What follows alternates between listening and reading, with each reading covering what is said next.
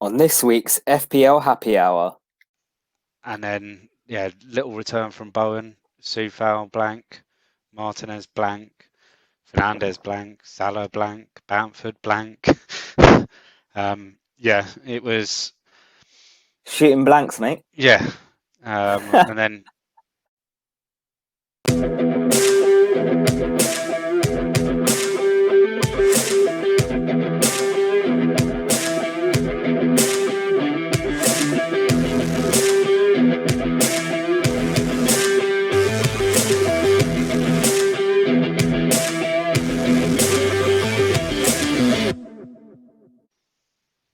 Hello and welcome to episode 4 of our podcast FPL Happy Hour with me, Sham, otherwise known as FPL 2 Guys 1 Cup on Twitter. and me, Rob, otherwise known as at FBL Panda. How you doing, Rob? I think it's one of those weeks, isn't it? Not for me, it's not. Well, yeah, we'll get to you. It was looking all right after Tuesday night, and then from about kickoff yesterday of the United game, it kind of went pear-shaped both fantasy-wise and as a United fan. Well, yeah, you haven't had a really good week, have you, mate? Man, you lost. You lost to me in FPL points-wise. You lost in the planner versus Sham. Fucking losing everywhere here tonight. You are. But I won everything on Sunday night, so I'm happy with Oh, I'm happy with touche. Sunday. We beat Liverpool. Yeah, My team made the Super Bowl, so nice. yeah, it's just disappointing week, especially with how United have looked in previous weeks. I think when Maguire scored last night, I thought, here we go, and then Yeah. it was just silly little mistakes, like several little mistakes in the defending that then led to the goal. And then from the moment we conceded the second goal, there was no way we were going to get another goal. I think we were devoid of ideas after that, and credit to Sheffield United, they turned up, they did a job, they defended well, and they got a vital 3 points. That's still going to see them relegated. They could have just thought, fuck it, give them the 3 points, but they didn't. They're still going down, but at least they're going to go down with a fight. Yeah. All right. It's unlikely they're going to not make double figures, which I called a few weeks ago. Yeah. Well, let's get stuck in with tonight's show. So we've got a good agenda up for you guys tonight. First of all, we'll be talking through how our teams did in game week 20. We'll then go through our top 2 hot topics of the week, which are Everton assets and is it worth holding some of the top owned players or is it worth selling? Then finally, we'll go on to our weekly feature, Panda Planner versus Sham. And after Kane got hauled off for a 1-pointer tonight, it saw me ending up winning for the first time this season by 1 point. So it's ridiculous. And the worst thing is you called it as well last night. Yeah, I did say he'd do his ankle before it makes 60 minutes. Exactly. Tell me those lottery numbers, mate. So first of all, we'll go through our teams. That ended a few minutes ago. So how did you get on, Rob? Well, it started off pretty good. With the returns for Gundogan, Stones, Diaz, Watkins as well. Souček on the bench, not so good. Nope. And then, little return from Bowen, Soufal blank, Martinez blank, Fernandez blank, Salah blank, Bamford blank. It was Shooting blanks, mate. Yeah, and then I mean, I know that I'm not the only one. There's probably like 2 million other FPL managers out there that have got Souček on their first bench, and it's not the first time it's happened this season. It will not be the last time it happens this season that he goes and absolutely hauls. It's just sadly a week too late, for both of us when we captained him for the double. Yeah, I'm sure there are 2 million other managers out there that are also shooting blanks, mate. Not just you. You're not alone. Anyway, Anyway, moving yeah. on. So Sorry. disappointing. Yeah, disappointing week. Yeah, 48 points I think is the final score. Yeah, I mean even I was kind of clutching at straws, and I hate Liverpool, but I kind of wanted that Salah goal that got disallowed for the Yeah. handball by Firmino, like that happened 2 minutes before. Yeah, because it would have just been something, even though it probably wouldn't have done much for the rank, because it's still like everyone would have had Salah anyway. Yeah. But yeah, I mean it's a green at the moment, but it's like a 40k green arrow up to just inside the top 250, Still 250k. decent. Yeah, which I'm happy with. It's another green arrow, but sort of at 10 o'clock on Tuesday evening, I was pretty confident of pushing into the top 200k, but just wasn't to be. We move on. Oh, yeah. So, I had a smacking week. so my sod story to your absolutely insane week. Yeah. Talk us through. Tuesday night, I was like over the moon, mate. You know, my game week live rank. So last week I ended up on 880k rank, and my game week live rank by Tuesday night was 400k. So I was on 71 points by Tuesday night. So I had Stones and Cancelo, and part of me was, you know, a bit reeling inside because for those that would remember on last week's pod, I said I was very tempted to captain Cancelo, but I was just too scared of the Bruno ownership because I did think that Bruno would blank. Like, I don't know why I didn't go for Cancelo. Like, I genuinely thought Bruno would blank. I But think I the was just too effective scared. ownership for Bruno was like 108. 186. Yeah, It's like ridiculous. yeah, if he does anything and you don't captain him, you're screwed. Yeah, you're fucked. You're already So, chasing. So, well, you probably um, wouldn't have been. no. So Stones and Cancelo, and then Gundogan done it for me. So my transfer last week was KDB to Gundogan, and that paid off. I very nearly benched Souček. It was a very last minute decision. I swapped out Dallas at I think 6 o'clock, or whenever it was. No, like 4 o'clock. I think it was. It was like half an hour before the deadline. So Souček started, got me 15 points. Rafinha 13 points. Grealish on the Wednesday night got me 8 points. And Antonio, I don't know how he didn't score on Tuesday night. He got 5 points. So yeah, 71 points on Tuesday. And then going into yesterday's Villa game, I had Grealish and Martinez. Happy with Grealish's 8 points, disappointed in Martinez. And then Fernandez captain, 4 points, and Robertson tonight. So you were obviously disappointed about that Salah offside. I was not. I was pleased because obviously I didn't have Salah. So yeah, overall great week, 86 points. I'm now sitting about 420 live rank.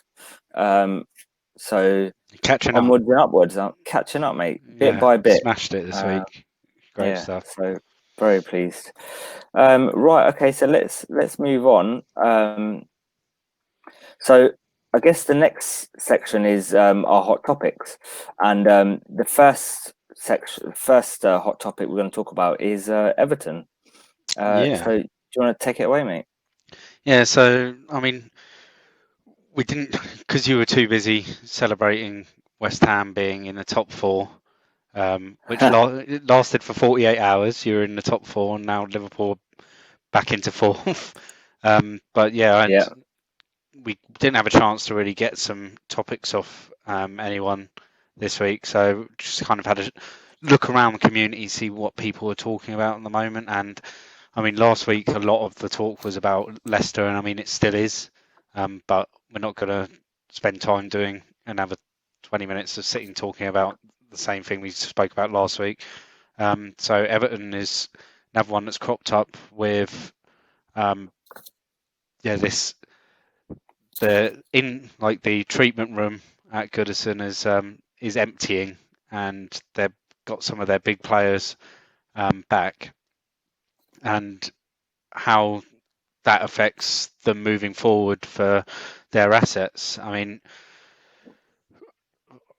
we'll move on to the three that I really want to discuss, but there's some that have out of their people kind of when they really quickly have a look at a team, they go, right, I want to target this team. Let's pick the players that are scoring the most points for them.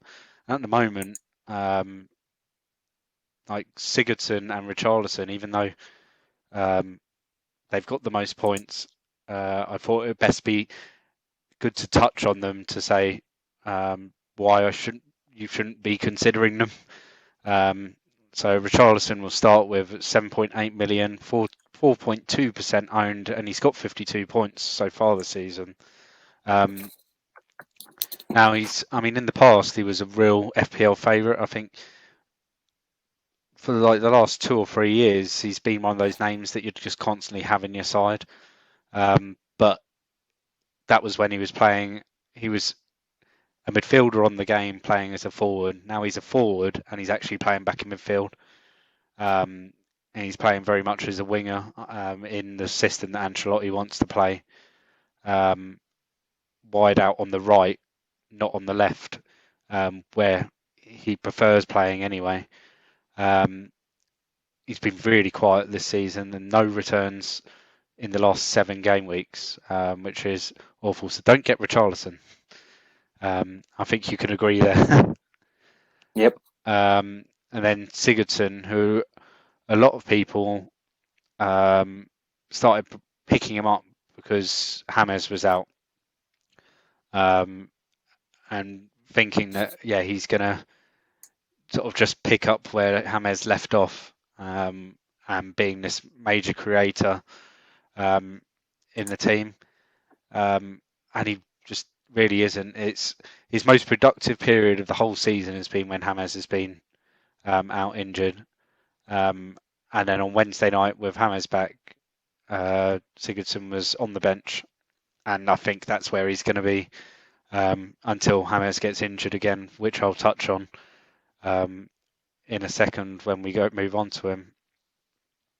James Rodriguez, midfielder, 7.7 million, which I feel is probably a little bit on the pricey side considering how long he's been out for. He's owned by 8.6% as of that was about 7 o'clock this evening. So there's a few people after his goal last night that have started bringing him back in, because I'm sure it was a lot less than that before the game week started. So from the start of the season, he's had 12 starts. He's got 4 goals and 3 assists in those 12 starts, which isn't a bad return for a new player into the league. He did start the season really strongly. Most of those returns were at the start of the season. One thing I did notice when having a look through his stats and figures, there is a massive drop in his performances that occurred after the international break, where he travelled to South America, played 2 games in 3 days, travelled back, and it's within 72 hours of the game I think it's in Venezuela. Within 72 hours, he's lining up in the starting lineup for Everton. And it kind of, for a player that sort of went to Real Madrid and he was lauded as one of the next big things, as the start of their new Galacticos and everything after his performance at the 2016 World Cup? I think it was, or 2014. Yeah. And he was lauded as the next big thing, and then he started getting all of these 2014 World Cup. Yeah, and he started getting all of these injuries, and that's the one thing that really concerns me. Now the next international break isn't till around I think it's game week 29, but he will be travelling to South America again because it's World Cup qualifiers out there. So it's not like it's a friendly; they're important games. So unless Right. he gets told for like COVID reasons you are not allowed to travel, he will be travelling to South America. He will be playing 2 games. I believe it's against Brazil and Argentina. So yeah, he's going. Um, that's my only concern moving towards him. Um, but if you're wildcarding um, at that time, the international break, which a lot of people like to do, and a lot of people have been talking about like game week 29 as a wild card, you could probably, if you move to him now, you could probably move away from him on your wild card because I probably wouldn't want him in my squad to count on from game week 30 because I know how important he is to Ancelotti and the way that Ancelotti wants to play. Um, it kind of fits into that jigsaw in the midfield really perfectly, and it frees up the other players around him um, and to really show off their strengths. And yeah, he's just a very important creator. And when as soon as he gets back off an international break, Ancelotti's going to put him straight back into the team again because he's already done it once this season. Yeah, I mean, one thing that I am really looking at with Everton is their potential double game week 26. Now they've got Southampton at home, which is a fixture you could see them target. And then they've got 2 outstanding fixtures, which are City at home or Villa away. Now, City at home, yeah, I'm probably not looking at sort of bunching up with Everton assets, but Villa away, I think I'd be happy to have a couple of Everton assets if their double was Southampton and Villa, because I think like attacking assets, not necessarily defensive assets, and it could be tempting as a little 1 week punt to have someone like him in there. But again, it's the injury proneness. So I probably wouldn't jump on him straight away, but see how he gets through the next week or two. With the games coming thick and fast. So that was the other thing at the start of the season. Teams were still only playing once a week, and Everton weren't involved in Europe, so they were getting those midweeks off. And is he going to struggle if they're playing in the league on a Saturday and then playing in the cup on a Wednesday and then the league on the Saturday? And yeah, so I mean they could lose to Spurs, and I think they play Spurs in the next round of the cup and be out anyway, so might not matter. So yeah, that's James Rodriguez. Next up is we'll go Calvert-Lewin next. So 7.6 million, which I think is a bargain. He is owned now by 28.2% still, despite having a run of like 0 returns. But his figures all look quite good. He's had 65 shots all season, 35 on target. And this is all competitions. So 54% of his shots have been on target with 17 goals. So just shy of half of his shots and targets actually end up in the back of the net. His current XG is only 8.6, which is crazy. So he's beating his XG like 200%. It's mad. Now, one of the things I did notice is his form is heavily linked with James. And his average, like his XG average it's sat like around 1 per game, like 0.8, 0.9, 1, 1.1, around that, whilst James Rodriguez played at the start of the season. And then when James Rodriguez got injured, it was dropping down to like 0.2, 0.3, which is Because he wasn't getting the service. Yeah, he's not getting the service. Now, what interests me is with James back, Calvert-Lewin's going to be getting that service again. as well as there's another player which we'll touch on in a second that also provides some good service from the other side. Now, if he's getting that service and the goals start flowing, I can see his 28.2% very, very quickly doubling, especially with the lack of strikers we've seen this season. Like there hasn't been any real standout strikers. Like you've had, yeah, Kane's had his moment. I mean, Kane's probably been the most consistent all season. That's why he's priced where he is. Then you've had Vardy, who's been sort of up and down, but now he's injured. He's out for a while. You've had Bamford, who gets a return every few game weeks. Adams, every few game weeks, gets a return. I mean, the next one for consistency is probably Ings, and then he was injured for ages. So yeah, I think he's definitely worth jumping on now before everyone's on him, because the Everton next lineup of fixtures just let's quickly bring it up. Yeah, so they've got Newcastle at home, which he can get should get a return from, really. Leeds away, you'd think get a return there. United away, now United at Old Get a hat Trafford. trick there. Yeah, United at Old Trafford have just been so indifferent this season. Yeah, the last few weeks they've been good, and then last night ruined it. Then they've got Fulham at home. I mean, there's 4 fixtures there where you'd go, yeah, you could see DCL picking up 2 or 3 goals. Yeah, definitely. Like at least, like you could see a brace at Newcastle, you could see a brace at Fulham. Like, yeah, so he's definitely one to target moving forward. And then by the time you reach the Liverpool game, I mean, it's a derby at the end of the day, and like those sort of games, like form kind of goes out the window anyway, doesn't it? I mean, it's a bit cliched, but it does. So yeah,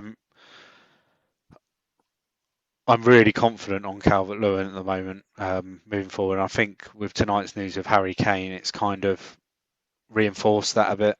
It was a move I was thinking of doing, but like in the next, maybe not, wouldn't have been this week. It might have been next week, but with Kane's injury, it's moved it into this week.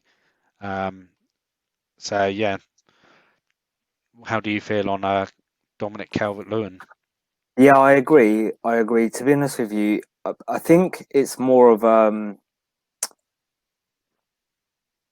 no-brainer, really, with Kane being out.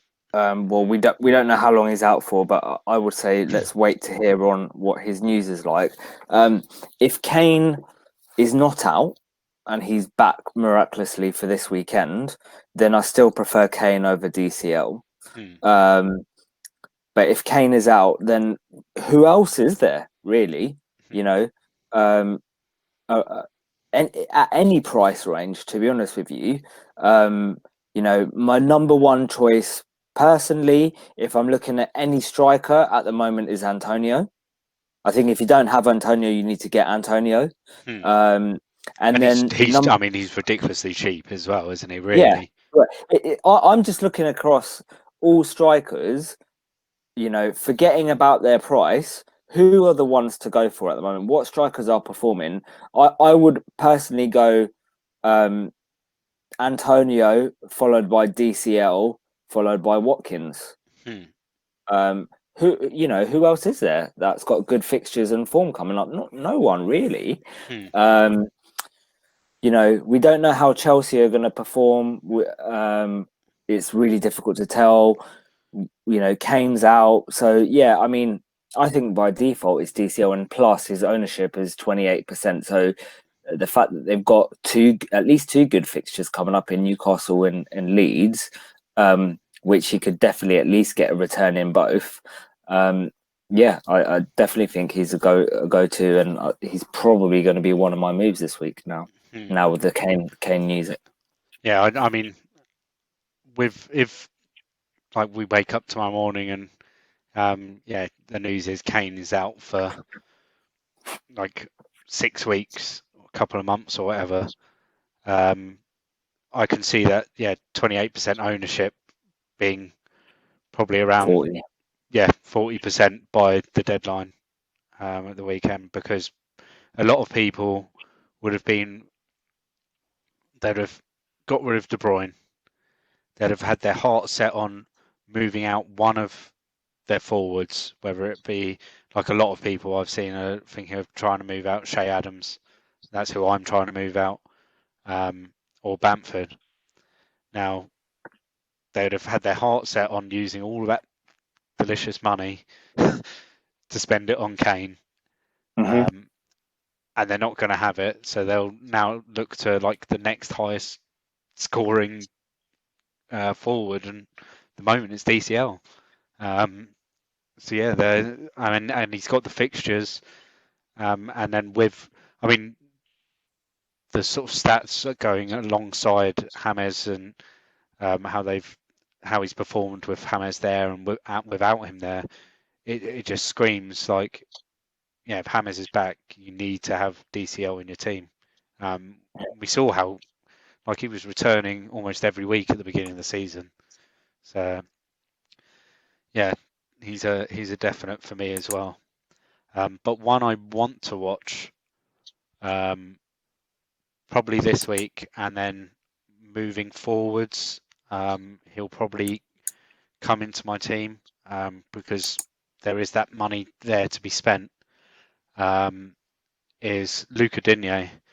So he's 6 million defender, which is pricey, but he is OOP this year.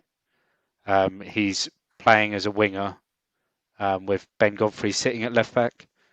And I mean, from the 2 games that he started since he's been back, Wolves and then Leicester, the heat maps all show his like primary position on the pitch is like a wide left forward, like hugging the touchline near the penalty area, which I don't mind paying 6 million for a defender that's doing that, to be fair. So, and we've known from in the past, like, he's got a wicked left foot, and he can deliver. Now he's not on all the set pieces because James has half of the set pieces as well. So yeah, that's one thing you do lose out on. But it's that threat that he has from the left hand side. In the past 2 weeks, 2 game weeks even, so the past week, he had 14 crosses, of which 5 of them were accurate and went to an Everton player, which isn't a bad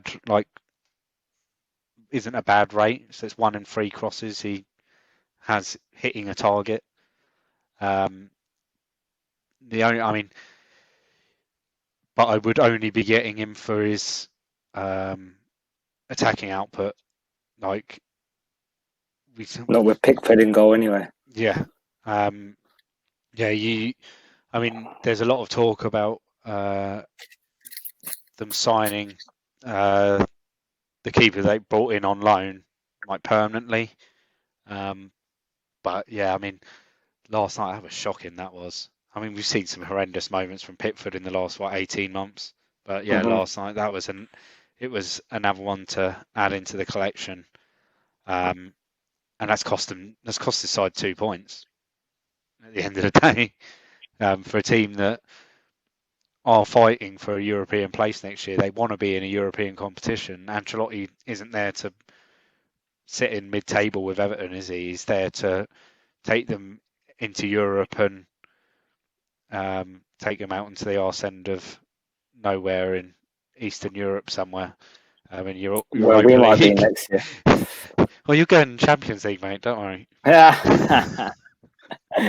You can come and play with the big boys. But no, Ancelotti's not there to make up the numbers. He's there to make that club successful again. And for Everton at the moment, success is getting them back into Europe, and the signings they've made have been to get back into Europe and then build on that. Once they can get back into Europe, then they can have a few more signings that come in. They've got the new stadium on the way and all of this. They're building something that in 10, 15 years' time, they want to be like one of the top clubs in the country again. So yeah, this is like their little, it's like the platform that they're starting to build on. No, so yeah, picks are Digne and Calvert-Lewin, but Calvert-Lewin Nice. more urgent. Nice. Yeah, that was really in depth. Thanks a lot, mate. Okie doke. Right, let's move on to our second hot topic, which is it worth holding some of our top owned assets? So I looked into this and I did a bit of research, but it's kind of like blown out of the water with tonight's Kane news. So with Kane getting injured, it has messed up some FPL managers' plans, as we briefly discussed. So what I looked at is the top 20%. So the players with ownership of 20% and higher, what are their fixtures like coming up? What's their form been in the last few weeks? And is there any scope to kind of move people around? So there are players around like DCL, Barnes, Maddison, Gundogan, that are starting to emerge as real FPL assets for the short term, at least, anyway. So, is it worth kind of moving out your Grealishes or your Bamfords, etc., for these players? So, there's 11 players that are above 20% ownership. The only goalkeeper above 20% is Martinez, and he has 32% ownership.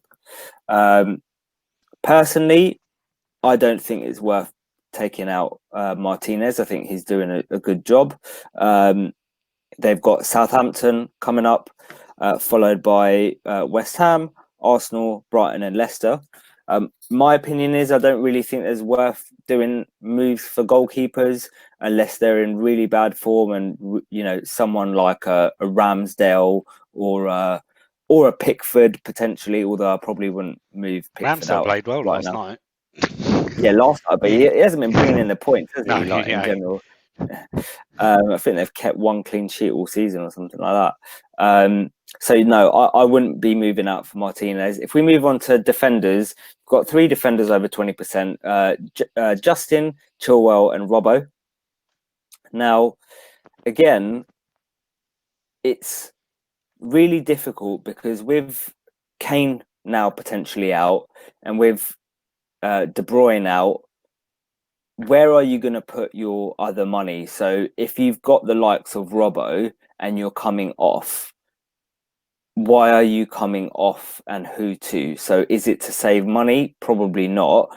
If you're going to move off them, it's going to be for a player that is doing really well. So I'm not really sure who, if we're looking at the likes of moving on Robbo, who you're going to be moving them on to. There isn't anyone, I think, that has a really good run of fixtures that you can see loads of clean sheets in outside of City defenders. So if we look at Leicester's upcoming fixtures, so Justin, 26% owned. They've got Leeds, Fulham, Wolves, Liverpool, Villa. Chilwell's 22% owned. Chelsea have got Burnley, Tottenham, Sheffield United, Newcastle, Southampton. Robbo, so Liverpool have got West Ham, Brighton, City, Leicester, and Everton. I can't see any like horrors in there that they're definitely not going to be keeping clean sheets.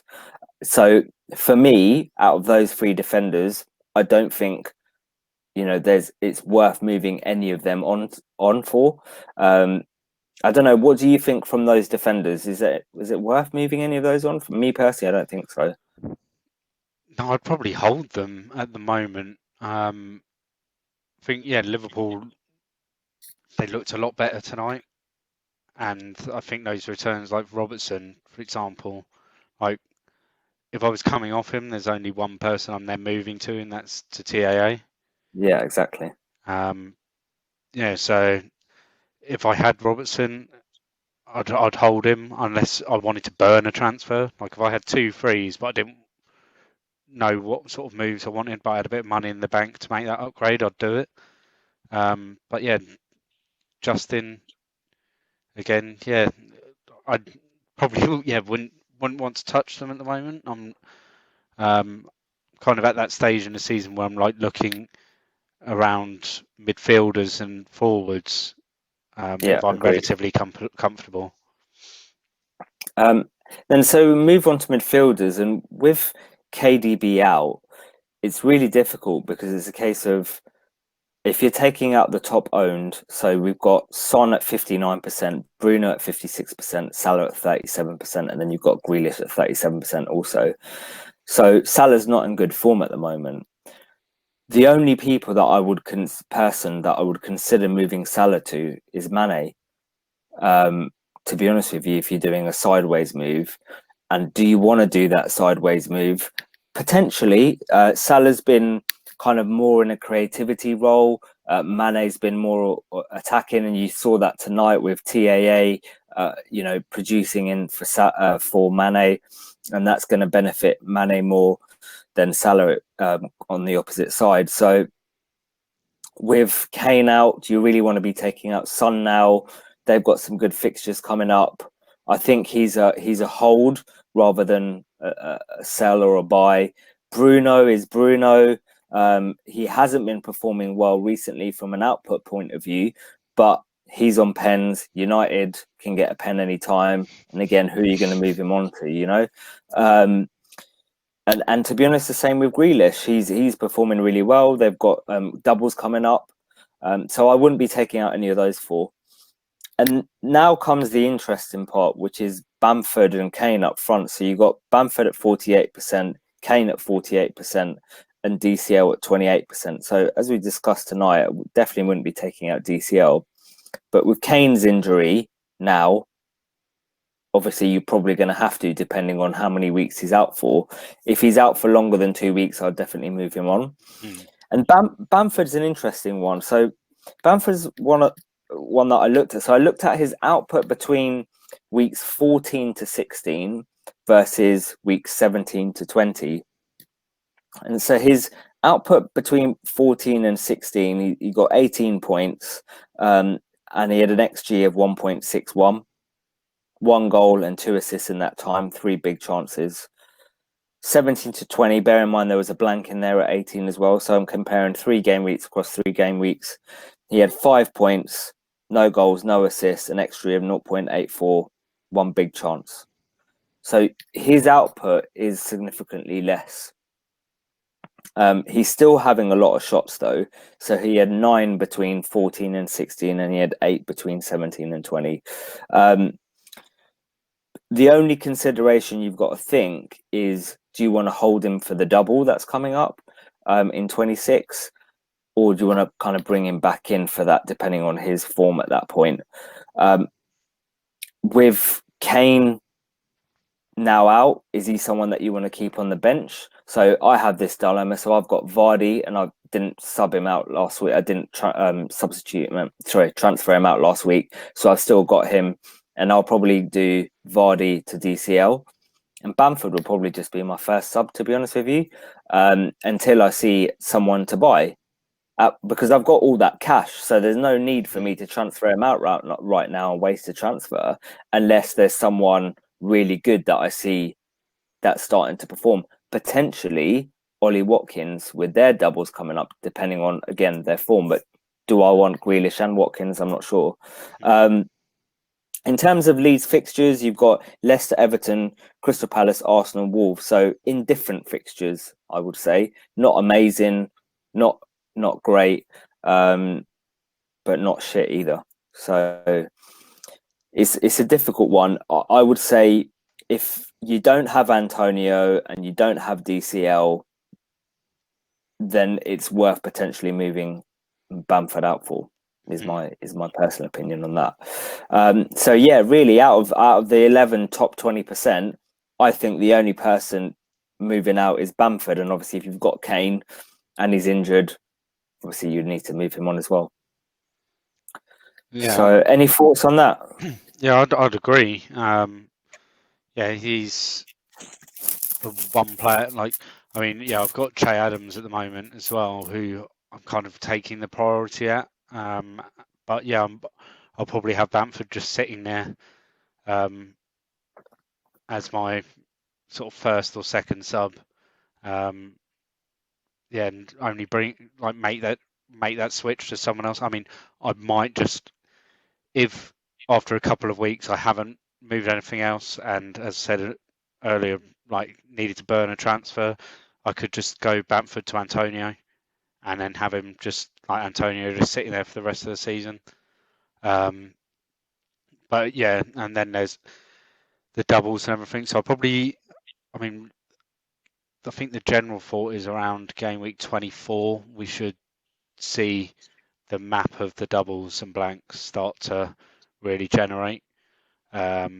So if I hold him for 4 game weeks and then see how those doubles and blanks have like generated, and then go from there. I mean, we know that he doesn't blank in 29, but if he doubles in 26 and plays in 29, then like a Leeds player is quite important for those that haven't got the free hit available. Yeah, that's true. So yeah, we shall see. I mean, it's another thing to add. I mean, whilst the timescale of De Bruyne's injury and now Kane's and Vardy's, like all their injuries, it's very vague still. Like how long exactly they're going to be out. Um, it's trying not to spread out that money too much that everyone's So got you can, from these so you players. can easily get them back in. Yeah, it's so that you can get them back in like with a -4 at most. Like you don't want to be taking too much of a hit because then you're like desperate for them to like smash it on like the game that they come back. Yeah, so yeah, just not spreading it out too much. So I mean, that's something that I'm very wary of at the moment. I'm going to try and keep a bit of money in the bank. I mean, the Kane injury actually helps me do that because one of my moves this week I planned was Che Adams to Kane, which would have left me with like just under 3 million in the bank, which I was aiming for that sort of amount, just to make sure I can get back up to De Bruyne with one of my midfielders again. So yeah, In terms of a buy of that top 11, I think a DCL is a buy. I think if you don't have Grealish, he's a lookout for a potential buy. I don't think Son is a buy yet. I think we need to see how he does with Kane being out. I don't think he's definitely not a buy this weekend, in my opinion, but he's not a sell either. Bruno and Salah, in my opinion, not buys. The only one that I think, the other one that could be a buy is Chilwell, with them playing in the wing, like almost, um, on the left. Depending on how they get on over the next couple of game weeks, I would keep an eye on that.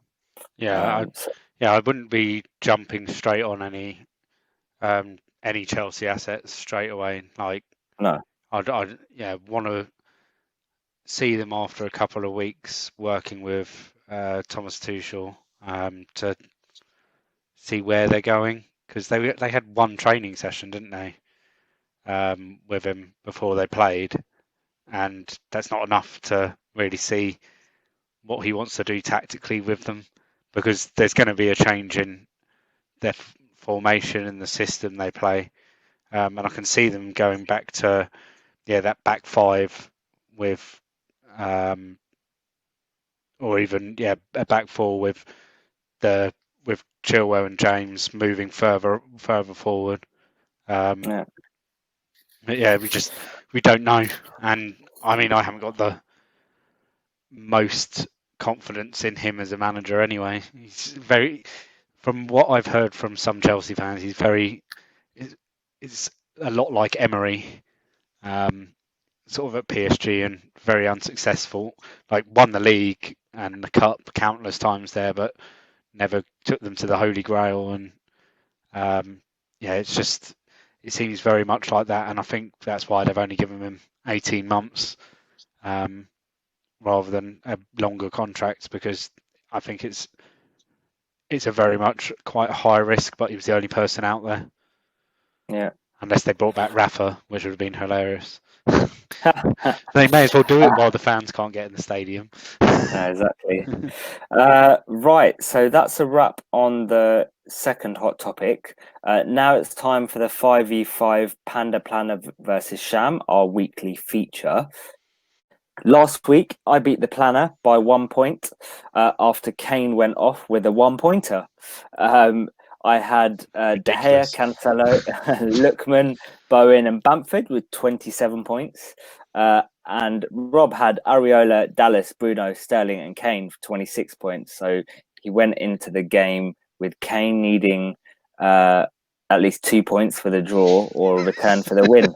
And he went off at 45 minutes with the 1-pointer, which is amazing. I called it last night as well. Yeah, exactly. So it's 1-1 now, me versus Rob's planner.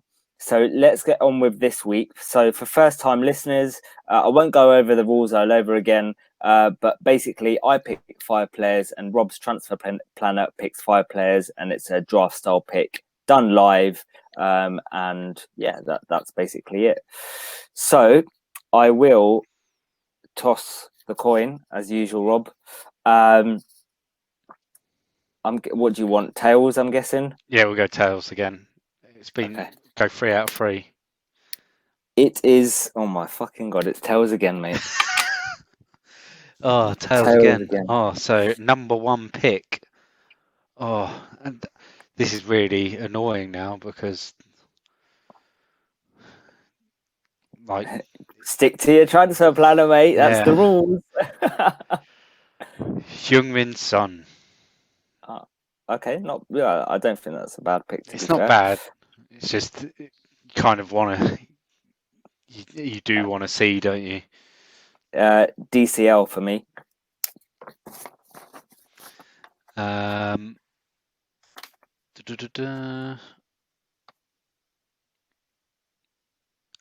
Sterling. Ooh, good pick.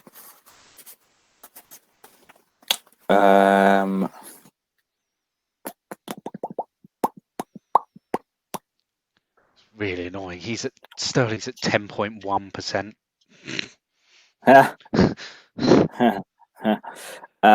Okay, I will go with Grealish. Cool. So I've had. You've had an any percent and a less than 20%. I've had my 15 midfielders, and I've had City. So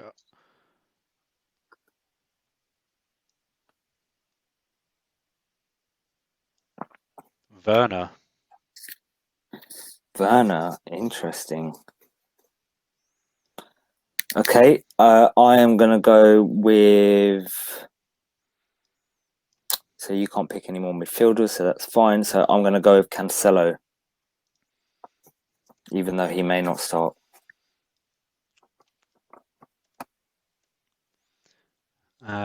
Next up, I've got to check these percentages.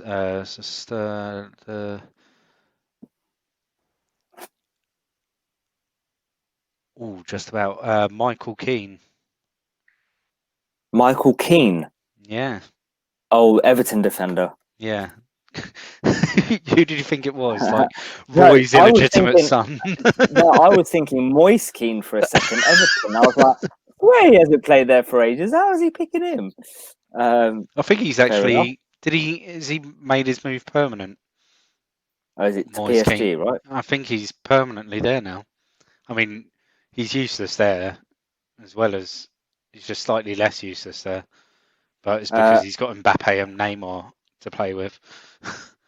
I'm playing tactics now because I think I know who you're going to pick for the goalkeeper. So I'm going to pick them first because I know you can't pick this person for the midfielder. So I'm going to go for Areola. Oh, you bastard. Yeah, were you going to pick him? Yeah. Yeah, because he's 2.9. Yeah. I'm actually going to have to really.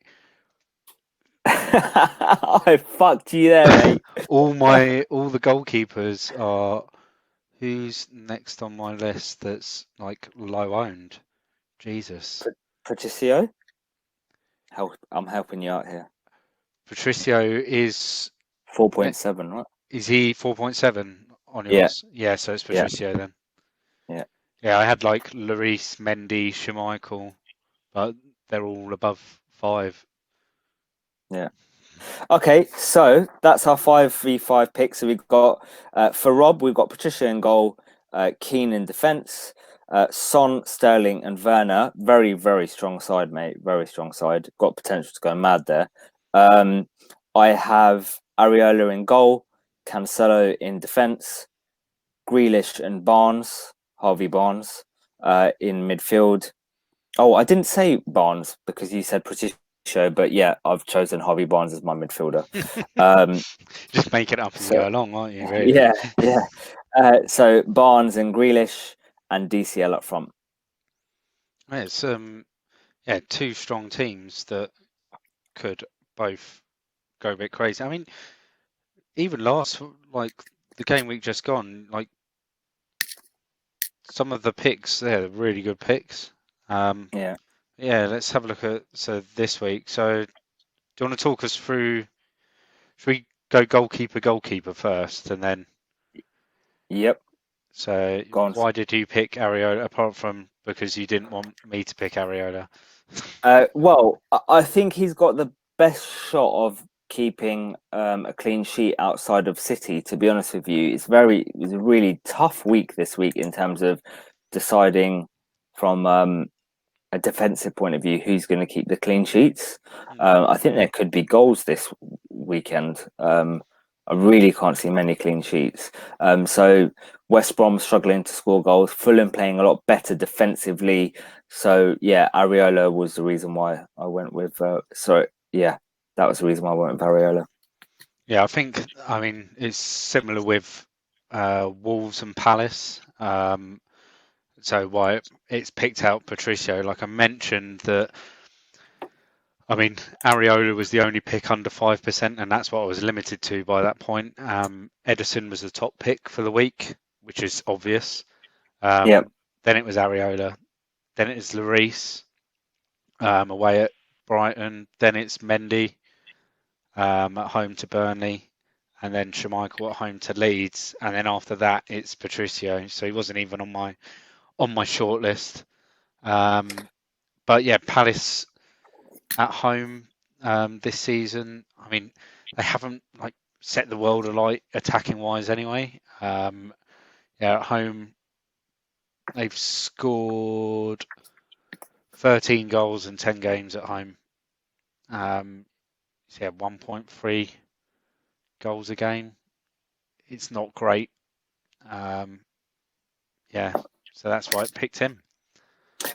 in So defence, I defence. went Cancelo because I think City will keep a clean sheet even after Sheffield United's heroics on the weekend.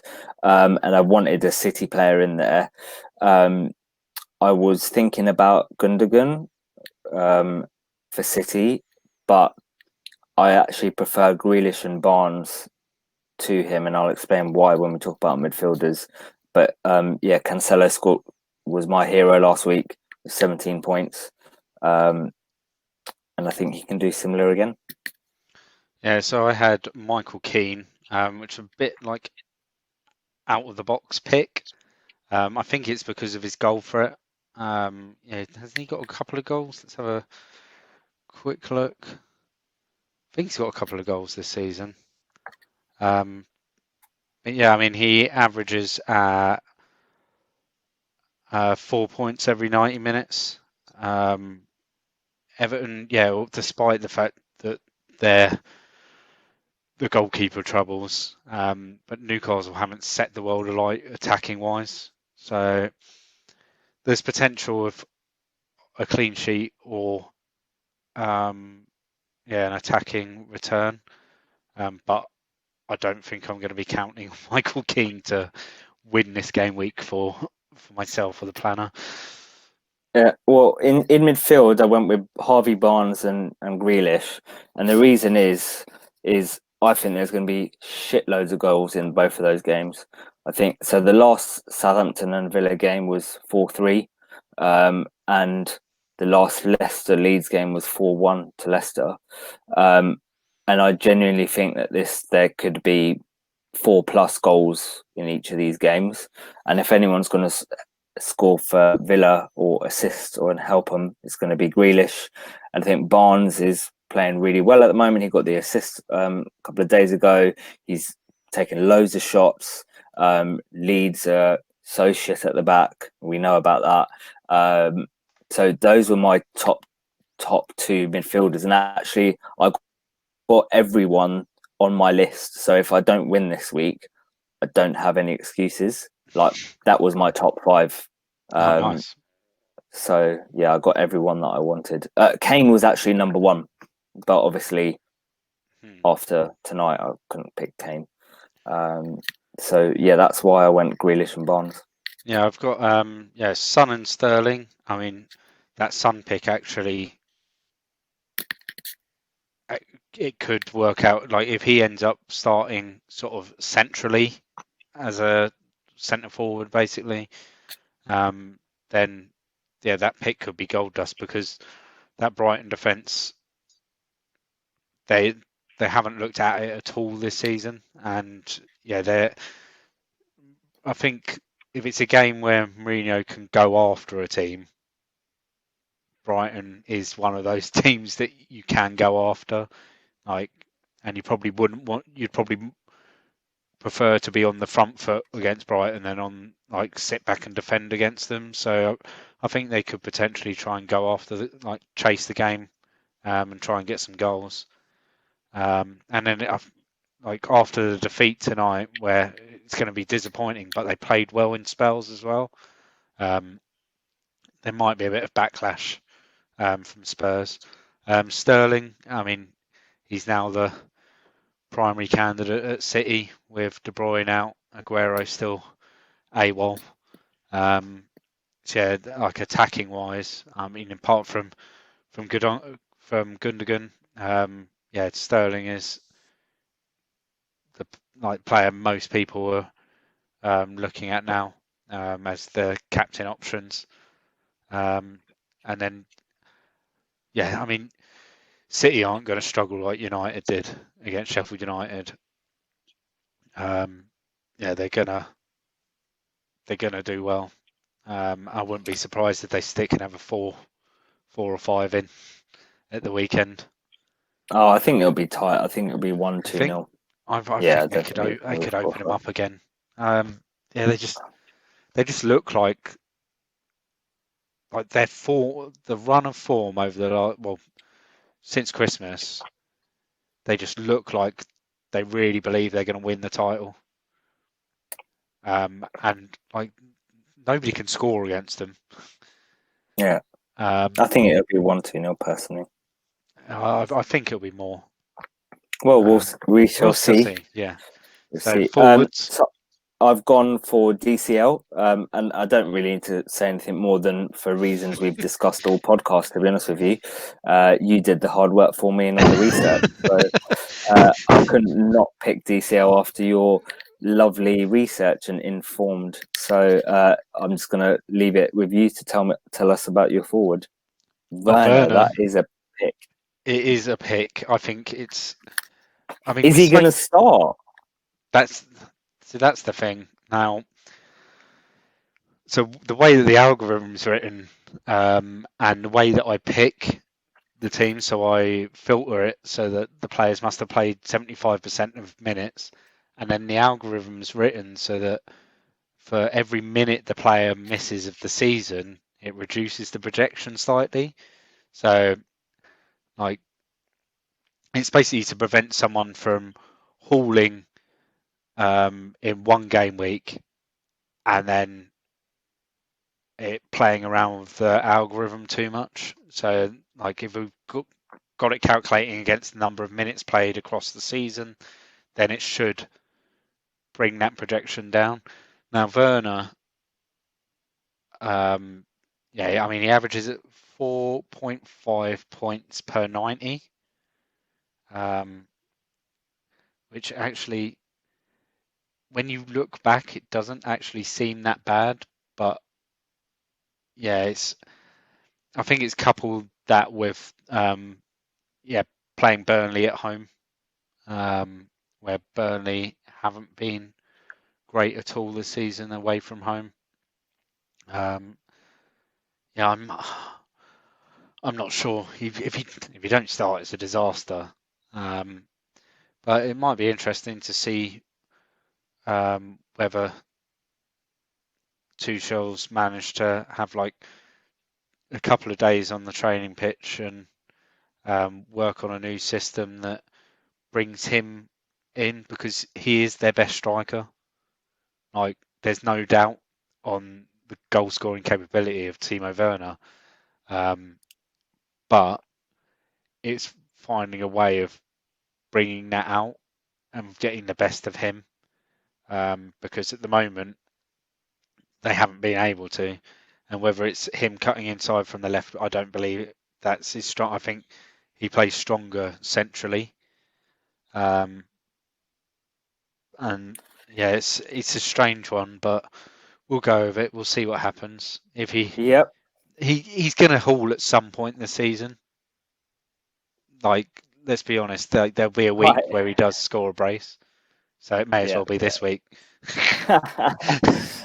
Right. So before we end the pod, let's quickly go to our transfers and captains this week. So I'm going to keep it quite simple. I'm definitely doing Rafinha to Barnes. And I am most likely doing Vardy to DCL, pending Kane news, but most likely Vardy to DCL for a -4. And I'm probably going to be captaining Barnes. And the reason is I think they're going to smash Leeds, and I think Barnes is going to do really well. And I can't really see any other captain options. The only ones that I can see are DCL against Newcastle, maybe Gundogan against Sheffield United. If I knew Cancelo was definitely going to play, I would definitely captain him. But I don't think he'll he may not start with Kyle Walker, and I don't think he's worth a risk. I've just started doing well up to 440k. I don't want to be taking a risk with not getting a captaincy. And really, that's all I can see. Brighton against Spurs, I could bring in Son, but with, as we spoke earlier, with Kane being out, I don't think is the right time to bring him in. So yeah, I'll be going with Barnes most likely, mate. What about yourself? Yeah, very similar. Although, yeah, part of me now wants. So I'm looking at, because I've got triple West Ham. So I need to sadly move someone along. And it looks like it'll be Bowen. Now, originally I said Barnes, but I might go Maddison just to go against what you're doing.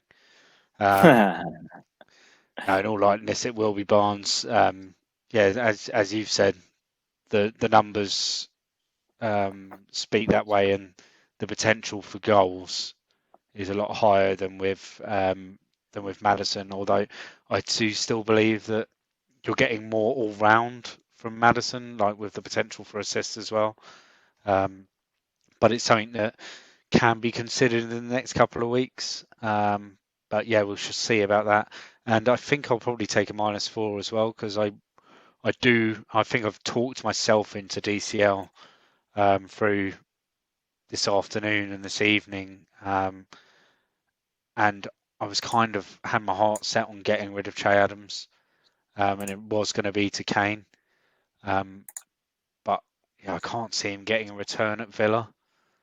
Well, with Villa visiting Southampton, I can't see him getting a return there, and I think his time is done.